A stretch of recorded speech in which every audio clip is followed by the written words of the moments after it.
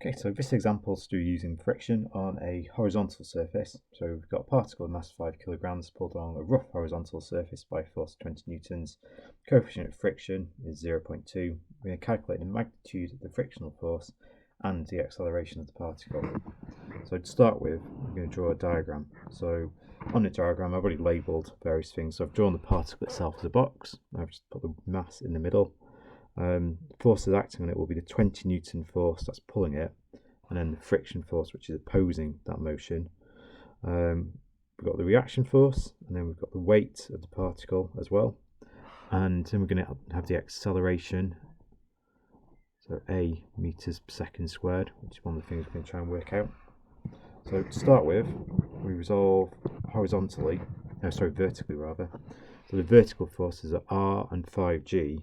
And because the particle is not going to be suddenly jumping up into the air, R take 5G must be 0, so R equals 5G.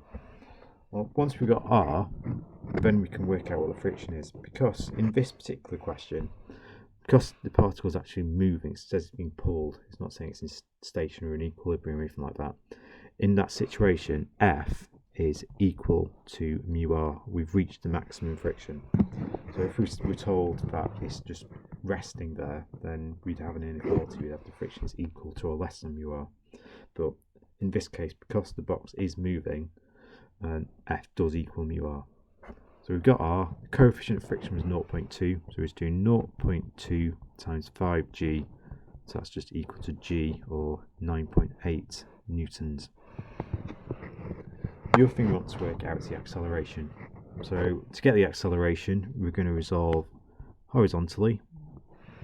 So the horizontal forces are the 20 newtons and the friction force, which we've just worked out. So 20 subtract 9.8 is equal to the mass, which is 5, times the acceleration. So 10.2 is equal to 5a. Therefore, A is 2.04 meters per second squared.